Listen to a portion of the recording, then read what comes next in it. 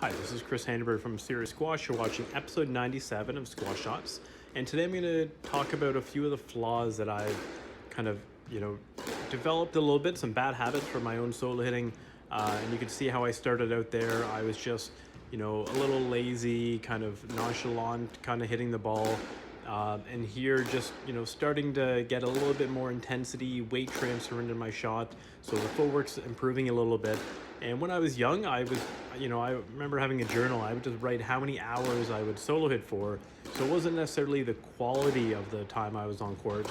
And I would say it's much better to try to actually limit the amount of time you're on court, to say, okay, I'm going to be on court for 30 minutes or 40 minutes to solo hit, just so you don't get some of these sloppy tendencies. So even over here, pretty upright, late racket prep, big loopy swing. So just something that's going to probably not hold up very well under pressure.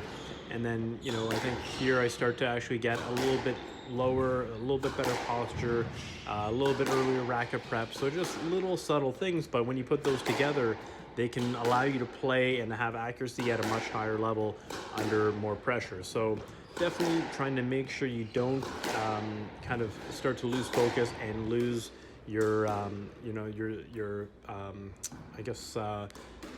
intention when you're practicing your by yourself, because you don't have any pressure, so you can kind of just go out there and daydream and listen to music, and sometimes you just forget what you're really working on. And here's just one other point of something that over the last few years, maybe you've heard me talk about this, but I to work on my drop shot over the years on the bounce and on the volley, I just would feed a nice loose ball and then have this big backswing, and it just felt so comfortable to take that swing and cut the ball in short. But obviously when you're playing at a higher level, then you have to a lot of the times have a much shorter swing. So that's another thing that I kind of learned, and thinking about how I can get more out of solo practice for myself or somebody else is definitely trying to make it a bit more game specific, and having that intensity in your solo practice is a major factor. So I hope you enjoy these tips. They'll help you if you are already solo hitting, or when you do get back on court to solo hit.